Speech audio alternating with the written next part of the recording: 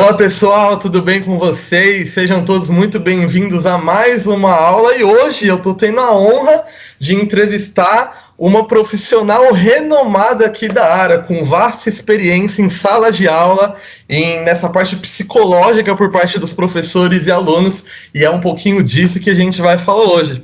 Hoje eu estou aqui com a Adriana, ela é graduada em psicologia, atuando por mais de 20 anos em sala de aula, né, como professora.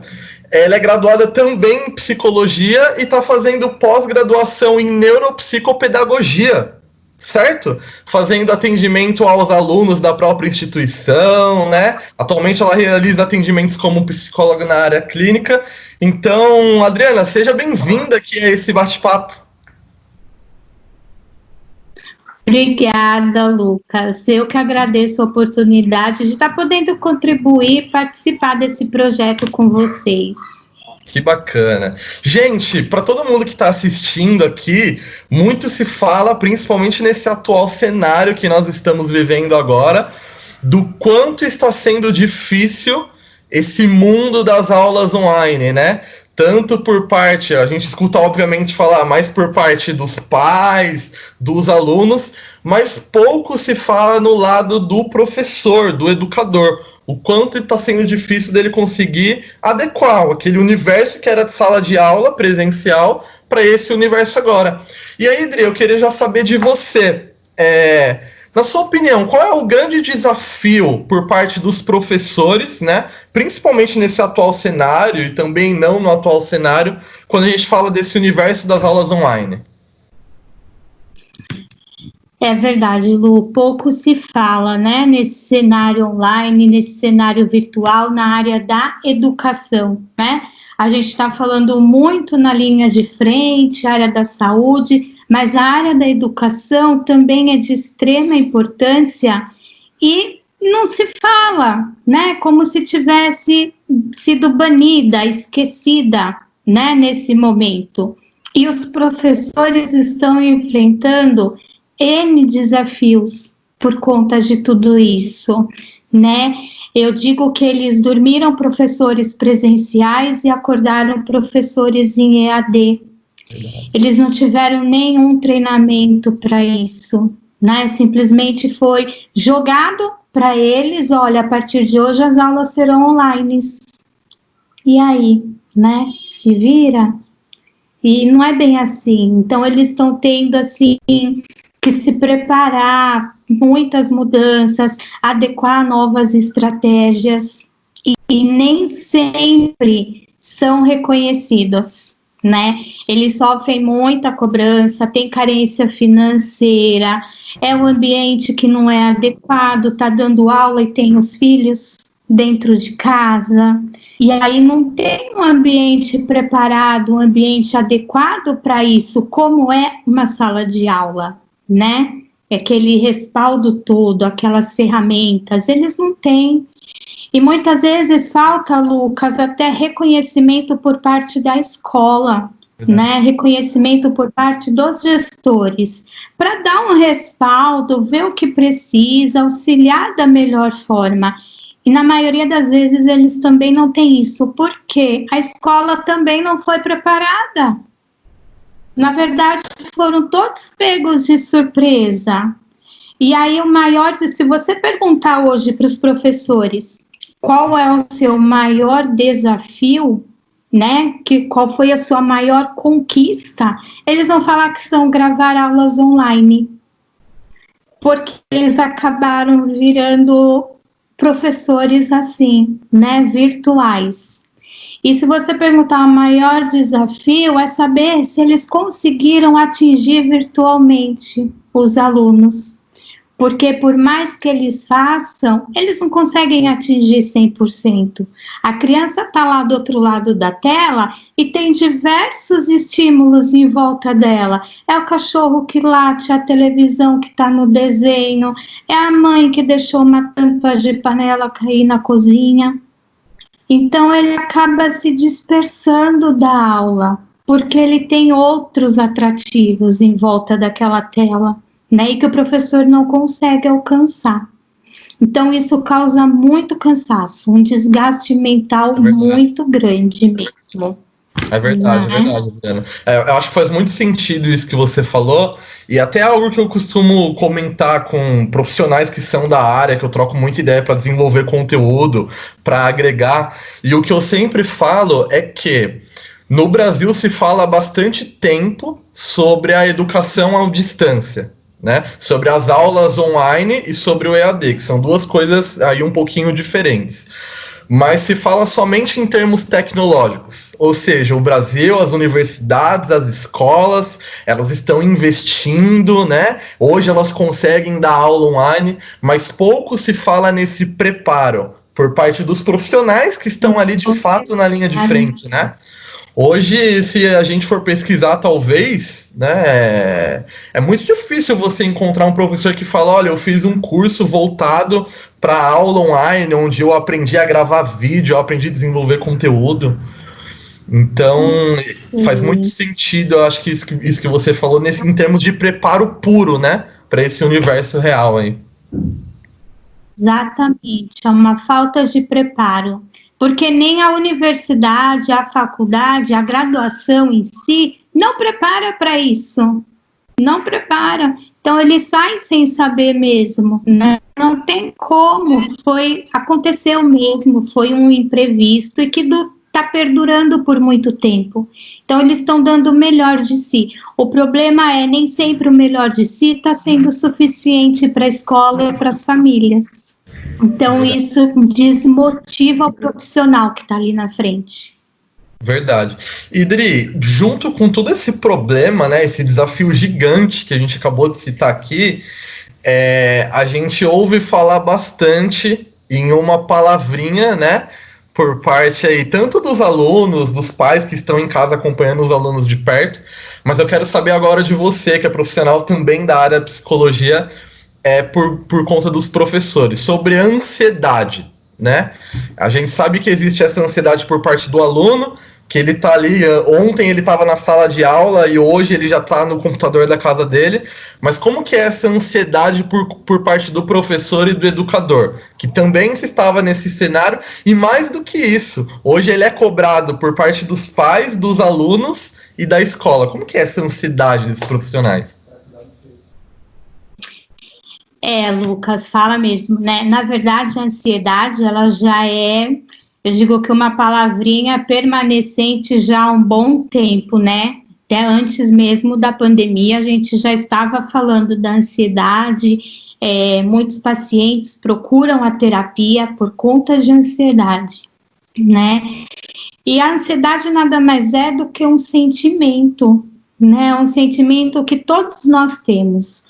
Porém, em alguns, ela está mais intensificada do que em outros. E com essa pandemia, com esse isolamento, a latência intensificou ainda mais, né? Isso acabou se alterando muito, porque eles ficam em casa trabalhando, a carga horária aumentou, né? Porque é preparar vídeo, é preparar estratégias, ferramentas. Então, eles estão trabalhando muito mais do que se eles estivessem na instituição. E aí tem a cobrança, a escola é pressionada pelos pais, e aí pressiona os professores que acabam pressionando os alunos para dar conta de tudo isso. E o efeito gera ansiedade, gera desconforto e muitas vezes, Lucas, até pânico. Tem professores que acabam se descontrolando mentalmente porque perdeu o horário da live e aí tem receio, tem medo da punição da instituição, o que vai acontecer, né? O desemprego. Então eles acaba gerando esse conflito e em efeito dominó, porque uma coisa vai levando a outra, né? Eles chegam a ter exaustão mental. O que é exaustão mental? Falta de motivação, se irrita com facilidade por pequenas coisas, né? Facilmente ele fica irritado e ele acaba entrando em desespero, que chega já no seu limite. Então a gente chama isso de exaustão mental. Porque, na verdade, o professor, hoje, nessa época, ele está sendo o único elo entre o aluno e a instituição. É o único elo que está tendo é o professor, porque eles não estão tendo contato com nenhum outro setor da escola. Uma quadra para fazer um esporte, um laboratório para fazer uma experiência, não tá. Então, o único elo é o professor, né? Então, ele está com uma sobrecarga muito grande. E ele acredita que com isso ele não pode errar. E não é bem assim, né? Não é bem assim. Então, eu digo que a melhor coisa para eles no momento é pensar, a gente exige calma, tranquilidade, respeito com ele mesmo. Porque se ele estiver bem, ele consegue transmitir isso ao aluno. Mesmo que ele não atinja tudo isso 100%, mas ele consegue transmitir de alguma forma, né? Não é a mesma coisa que uma aula presencial, mas já ajuda de alguma forma, né? Verdade. E essa ansiedade, aceitar que ele não precisa, que ele não é obrigado a dar conta de tudo e que ele não é culpado por esses problemas que estão acontecendo na educação, né? É a parte, digo que fundamental para o professor, sabe? Aceitar que a ansiedade é um sentimento e que ele não é obrigado a dar conta de tudo e não é responsável por todos esses problemas que a gente está enfrentando na educação, né? É um ser humano como outro qualquer. Perfeito. É verdade, porque a cobrança em si, ela já existe, né? E por vários ângulos. E aí, quando o professor ele acaba inserindo essa culpa, digamos assim, dentro de si, é quando fere diretamente a produtividade dele para ter novas ideias, para produzir aulas diferentes, novos conteúdos. E até em cima de novos conteúdos, eu achei muito legal isso que você falou dessa autocobrança gerada por parte dos professores, porque eu até costumo falar bastante isso nos conteúdos que a gente produz. O professor, ele não é um youtuber. O professor, ele não é um youtuber. E muitos pais, muitos alunos, eles pensam que professor é youtuber e querem cobrar os professores a serem assim. Então, sempre que eu costumo falar para tirar essa autocobrança de professor e educador você não precisa todo dia gravar um vídeo diferente, com uma dinâmica diferente. Você precisa simplesmente dar a sua aula e arrumar a melhor forma, a sua melhor identidade para dar a sua aula online. E aí, de fato, esse professor ele só vai conseguir fazer isso fazendo, executando, tendo a atitude de fazer e descobrindo qual é a melhor forma que ele consegue fazer isso. Então, essa parte que você citou faz muito sentido. E aí, já dentro disso, Dri, eu queria fazer uma pergunta para você. Se, no seu ver, como as escolas elas vêm se preparando para esses cronogramas de aulas. E aí, se na sua opinião você acha que os estudos eles foram prejudicados por conta dessa pandemia, e aí, de fato, como as escolas elas vêm se preparando para isso? Eles foram prejudicados sim, né, Lucas? Não tem como falar que não houve um prejuízo, que não houve um déficit. Houve sim, né? E o maior prejudicado são os alunos, porque com toda a mão de obra que o professor está tendo, mas o prejuízo maior é das crianças, é dos adolescentes, né? Eu digo que não é momento para eles se preocuparem com o conteúdo, deixar de lado essas aulas conteudistas, né? O momento exige outra carência, requer outro tipo de atenção, né? O momento exige uma dinâmica diferenciada, um acolhimento. Então, assim, indicar um livro, discutir sobre esse livro, fazer uma leitura, né? Estratégias diferenciadas, assuntos diferenciados, né? Para a aula ficar atrativa, diferenciada, porque, na verdade, ninguém sabe o que essas crianças estão passando do outro lado da tela. Né? Tem criança sofrendo maus tratos, tem criança que a mãe está sofrendo maus tratos. Então, ela está abalada emocionalmente, E ela não vai falar isso diante da câmera para você. E nem tem como o professor perceber isso, né? Então, tem que ter todo um acolhimento, perguntar, tá tudo bem, como que foi? Trazer o aluno virtualmente, mas de uma outra forma, com uma outra estratégia, né? Sem se preocupar com o conteúdo. E aí, quando voltar, né, que nós vamos ter um novo mundo, um novo normal, porque não vai ser o normal que a gente tinha antes, não tem como ser, né? Eles vão pegar essas crianças com experiências diferenciadas, boas, mas ruins também, que perderam parentes, que perderam amigos, Verdade. né? Então, eles vão estar abalados ainda, não é porque acabou a quarentena, o isolamento, voltou para a escola e está tudo bem. Não, não tá.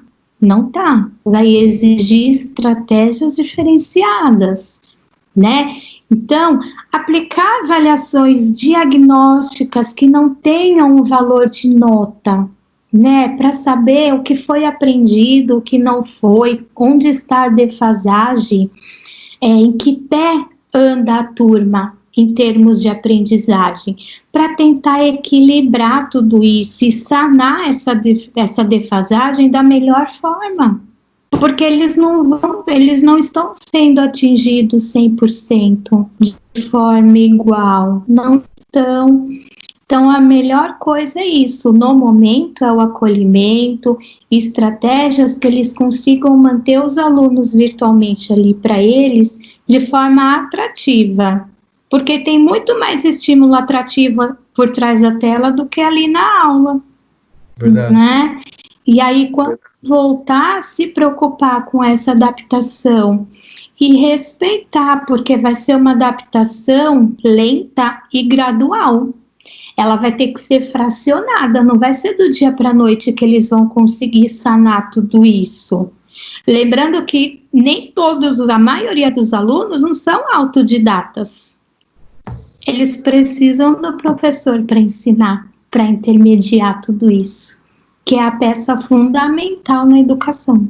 Fundamental. Perfeito, que bacana. Não, eu acho que tudo isso que você falou tem muito sentido. E eu acho legal esse bate-papo que a gente está fazendo aqui agora. Muitos professores e muitos educadores vão ter acesso e, sem dúvida alguma, vão agregar muito a eles, né? Tanto em termos de dica, quanto em termos de pensamento mesmo, né? Um pensamento diferente. Mas eu acho muito bacana as escolas em si aderirem isso, né? Esse pensamento, essa reflexão de que, olha, mudou e vai voltar diferente, né?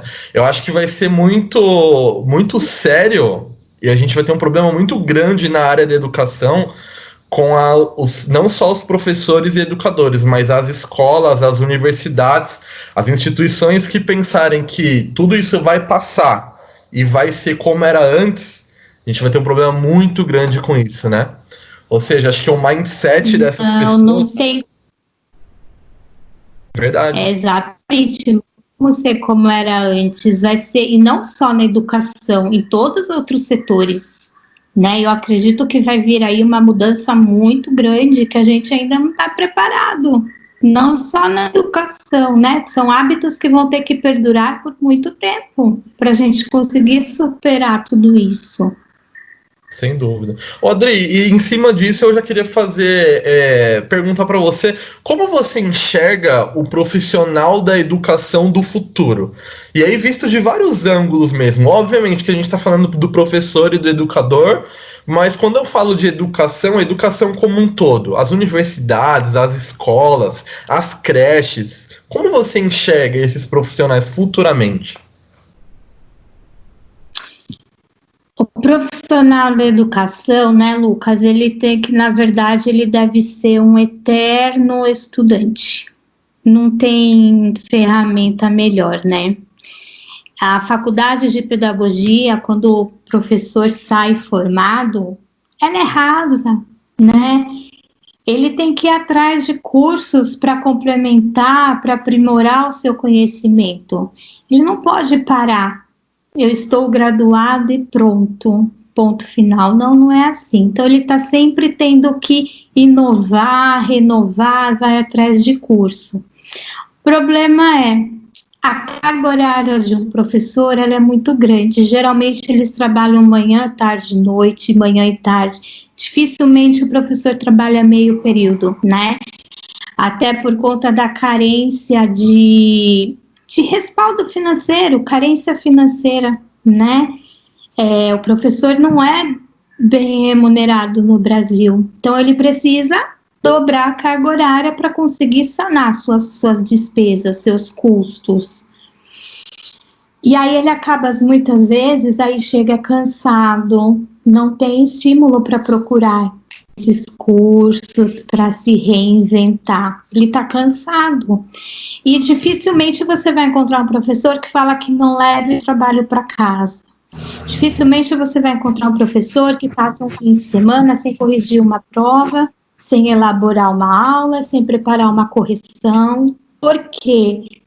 Ele faz isso, ele não consegue fazer isso em sala de aula, então ele carrega para casa. Então a carga horária dele aumenta, né? E aí tem o recurso financeiro que dificulta tudo isso para ir atrás de um curso, de um aprimoramento. Eu acho que quando a gente fala em tecnologia, eu falo em tecnologia no sentido cérebro, nessa era digital, tecnologia no sentido cérebro, porque computador, aulas online, celular, vídeo, são recursos tecnológicos que estão atrelados à tecnologia para fazer desenvolver o nosso cérebro, para né, esses recursos desenvolvem a tecnologia, desenvolve o cérebro. Então ele vai ter que achar ferramentas para poder dar conta dessa demanda que está aí, né? A educação 4.0, esse ensino híbrido está aqui na nossa porta. Só que a gente não tem profissional para atender a isso. Não tem Fala muito de metodologias ativas hoje, né? Então, eles não estão preparados para isso, para esse tipo de educação. Até porque o Brasil em si é um país que não investe na educação. Verdade. Então, tem muita defasagem, muita, né? Tem muito déficit. E o professor, a gente fala, né, nas teorias de aprendizagem, ele é um mediador para o aluno. O aluno aprende graças à mediação, à interferência de uma outra pessoa, de um outro indivíduo, que é o professor, né? Então, ele faz essa mediação, ele faz esse intercâmbio entre a educação e o aluno. Ele tem que fazer do aluno, nessa nova geração, o protagonista da história, que o aluno crie os conceitos com a sua própria história, com a sua vivência, né? Isso até que ele consiga fazer sozinho, sem a mediação do professor, que é onde a gente houve a evolução da aprendizagem, aonde ele consegue fazer o desmame desse professor, desse vínculo, né? Perfeito. Então, o segredo mesmo desse profissional é a inovação desse cérebro, dessa tecnologia, para dar conta dessa demanda que vem por aí. É verdade, é verdade. Eu sempre costumo falar que se fala hoje muito em tecnologia e inovação. E de uns anos para cá, a palavra inovação, ela ganhou um significado diferente, que hoje inovar não é ter um recurso novo, igual você estava citando, não é hoje ter as aulas online de forma potencializada, mas inovação tem a ver com a velocidade com que as coisas estão acontecendo, né? Hoje um profissional inovador é aquele profissional que consegue absorver aquele conteúdo novo e colocar em prática o quanto antes. Esse profissional, ele vai ser enxergado como inovador na área dele. Então, por parte dos professores, esse link que você fez, que principalmente o profissional da área da educação, ele nunca pode parar de estudar. Quanto mais rápido ele conseguir enxergar essa inovação, que é essa velocidade, e conseguir adequar isso para a realidade dele, eu acho que ele vai ter mais êxito, né? Vai ter cada vez mais êxito aí para exercer a profissão dele de forma personalizada ou não, né? Esse é o segredo da inovação, né? Você atender a demanda de acordo com a situação do momento, que é a era digital, né? Ela já existia, ela intensificou agora, mas ela já existia há um tempo atrás. Só que o professor, na verdade, não teve esse preparo, ele não teve tempo de se preparar para isso. Bacana, perfeito. Rodrigo, e quando a gente fala sobre tudo isso, envolve muito da cabecinha dessas pessoas, do lado psicológico dessas pessoas, o que elas estão pensando, vão pensar que o mundo está acabando, que elas não vão conseguir. E aí existe um assunto que ele está sendo muito discutido, né? Por grandes universidades, eu vejo principalmente no exterior. O Brasil ele começou a discutir bastante isso também, que é sobre ter psicólogos junto com professores na sala de aula. Como você enxerga isso? Você acha que é essencial? Ou você acha que não é necessário que o professor lhe dê conta? Você que tem uma formação, né? Atuou em sala de aula por muito tempo, durante 20 anos, mas hoje atua para esse outro lado, lado da psicologia. Então talvez você seja a pessoa perfeita aí para dar uma opinião para essas pessoas que estão assistindo a gente. O que você acha sobre isso? Lucas, é um tema assim bem recorrente ultimamente, né? É sim e não. Ele é fundamental na instituição, porém não dentro da sala de aula, né? Por que não na sala de aula? Porque o aluno precisa de um ponto de referência. E esse ponto de referência ali é o professor. E de repente o psicólogo lá dentro, né, ele pode causar alguma timidez, alguma resistência por conta até dos alunos. E aí a postura muda dos alunos diante do professor e a postura do professor diante dos alunos, porque eles perdem aquela intimidade que tem dentro da sala de aula. A menos que aconteça um conflito, um caso especial, diferenciado, ele faz a intervenção, né? E sim, porque na instituição é muito importante a presença de um psicólogo, porque na verdade ele não vai acolher e atender somente a demanda de alunos, ele consegue atender toda a equipe docente, ele consegue atender famílias. Por que eu digo isso? Muitas crianças representam na escola problemas familiares que trazem de casa, porque a escola é o mundo delas. Né? Não só a criança, o adolescente também, e a fase mais conflituosa, né? Então ali o profissional da psicologia, ele consegue dar todo esse respaldo, fazer toda essa mediação, dar todo o suporte emocional que essa equipe precisa, né? Até mesmo para saberem lidar com as situações dentro da sala de aula. Essa era digital, né? Instituições que liberam o uso do celular na escola, instituições que não liberam. Então fica tudo muito confuso para eles. Hoje o celular é a principal ferramenta para eles manterem o vínculo. Quando voltar às aulas, e aí? Como que eles vão mediar tudo isso? Eles ficaram muito tempo nesse mundo virtual, 24 horas.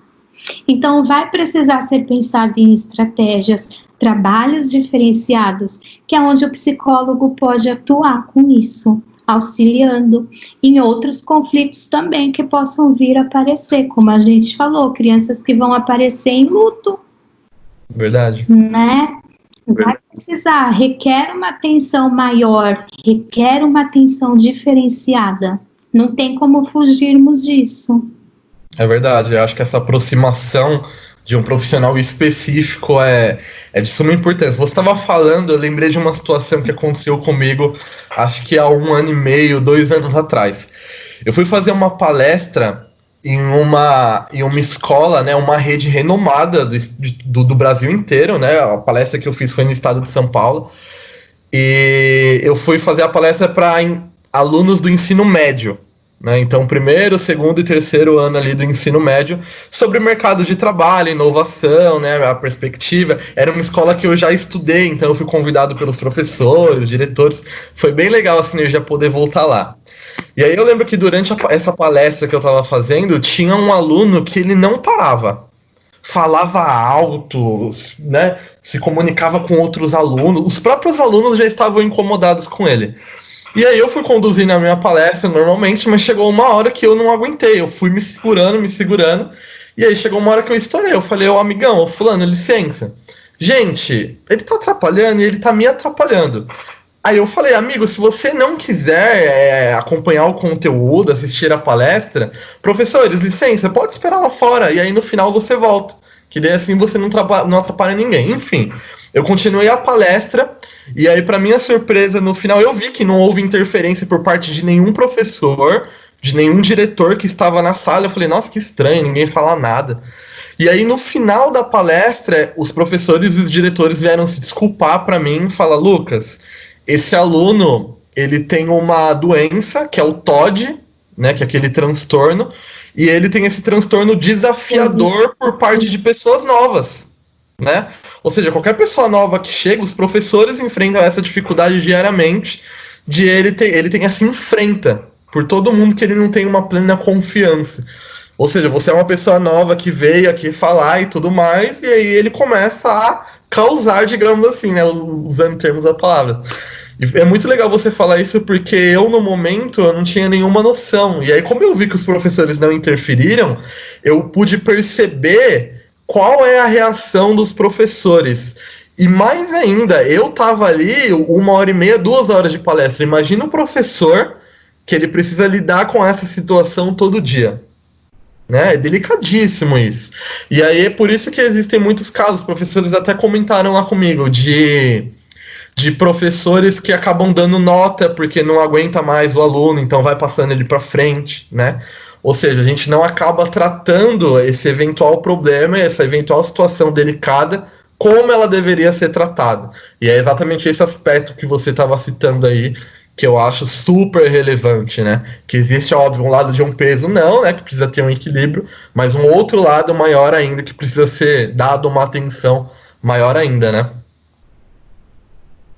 Porque assim, a graduação de pedagogia, Lucas, eles têm a disciplina psicologia. Só que não é suficiente para um professor entrar em sala de aula e dominar todos os conflitos que vão existir. Até porque cada hora surge um conflito diferente, né? Nós estamos em constante mudanças, então cada hora surge um conflito, uma síndrome, um transtorno, e o professor não está adequado a isso, até porque não é tarefa dele, né? Então não tem como ele dominar tudo. Então, o psicólogo é de suma importância, muito importante sim, porque ele consegue fazer essa mediação, ele consegue fazer essa intervenção, auxiliando toda a parte emocional da família, da equipe docente e dos alunos. Bacana, perfeito. Adri, aproveitar que a gente estava citando um pouco sobre toda essa mudança, esse aspecto geral, existe uma outra palavra muito falada, principalmente nesse mundo online, que é a insegurança, né? Eu queria entender com você um pouco dessa insegurança por parte agora dos estudantes sobre o futuro. Eu estava lendo algumas notícias esses dias que, assim, nos preocupa profundamente, né? De estudantes falando, dando entrevista, falando, não, eu não quero mais prestar o Enem, não quero mais prestar um concurso, né? Não quero mais prestar um vestibular porque eu não sei o que vai acontecer. Ou seja, você vê escrito claro na testa desse estudante essa palavrinha chamada insegurança. Como você enxerga essa insegurança por parte dos estudantes ali, enfim, para o futuro? Lucas, tem sim muita insegurança, e agora essa insegurança intensificou ainda mais, né? Porque não tem data, não sabe se cancela, se não cancela, se vai ter o ano que vem, se não vai ter, então tá tudo muito incerto. E isso aumenta ainda mais a insegurança deles. Eles se sentem, na verdade, perdidos, porque a adolescência já é uma fase conflituosa. Eu digo que é uma das mais conflituosas que tem, porque eles estão em plena mudança. Mudança de hormônio, mudança de comportamento, mudança de... É um mundo de novas descobertas, né? Novas experiências, e tá tudo ali para eles experimentarem. Algumas coisas vão gostar, outras não vão, e aí fica a critério de cada um, né? Eles, na verdade, eles estão até se sentindo... O que eles aprenderam de conteúdo? Será que é suficiente para eles prestarem um vestibular? Será que eles aprenderam tudo o que eles precisam para isso? Então, a sensação de medo, de não saber, de incerteza. E aí, o que acontece? Não adianta os professores quererem fazer dessas aulas online como se fosse presencial, né? Não é a hora de se preocupar com isso. Eles estão dando o melhor, mas agora não é hora disso. E a carga dessa demanda nem chega a todo mundo. Tem adolescentes sem internet. Não chega.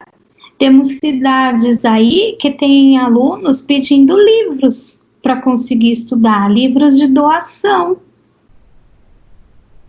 porque não tem recurso financeiro para atender tudo isso, não tem.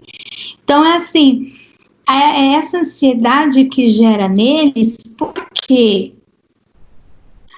eles acabam se preocupando com o amanhã, que é o Enem, o vestibular, o cursinho, e deixando de se preocupar com o que acontece hoje, que é se adequar ao que está acontecendo no momento, né?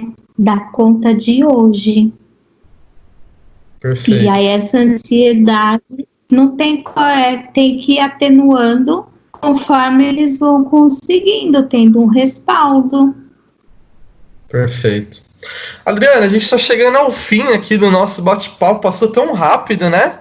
Foi super leve o bate-papo. Acho que acredito que agregou para todo mundo. Olha, a gente está quase 40 minutos aqui e a gente nem sentiu. Passa rápido, é gostoso falar sobre temas assim, né? Já deu tudo isso, Lucas. Que bom. Gostei. Legal. Eu queria agradecer você pelo tempo, pela dedicação, tá? Eu acredito que isso que a gente está gravando aqui vai ajudar muita gente, né? Até criar um pensamento novo, de acordo com essa nova realidade. Então, é assim, nada mais justo do que trazer uma profissional como você, com vasta experiência e experiência nos dois lados. No lado da sala de aula e agora nesse lado mais psicológico, que é o que todo mundo está precisando um pouquinho, né? Respirar, entender um pouco mais da situação. Então, muito obrigado, Adriana. Eu que agradeço a oportunidade, Lucas, e deixando mais uma vez bem claro, os profissionais da educação também são linhas de frente, né? O Brasil tem uma carência muito grande na educação, mas eles são o elo fundamental nisso tudo, mesmo com essa carência, né? Então, eles têm que ser mesmo respeitosos com eles mesmos, gentil, né? Eles não são obrigados a dar conta de tudo e nem são culpados por todos os problemas da educação que está acontecendo, que eles estão dando o melhor de si, né? E nem sempre vão conseguir atingir todo mundo, e tudo bem, né? Então, ter a consciência tranquila de que vai dar certo, isso vai acabar, esse ciclo vai terminar e vai dar tudo certo. Perfeito, acho que é exatamente esse ponto. Bom, você que gostou de assistir esse vídeo, eu quero agradecer por ter ficado com a gente aqui até agora, né? Se você gostou, compartilha com seus amigos, professores, com o pessoal da sua escola, porque eu acredito que sem dúvida alguma vai agregar e muito, principalmente por conta disso tudo que estamos vivendo agora, não é verdade? Muito obrigado pela atenção de vocês e até a próxima, pessoal. Tchau, tchau.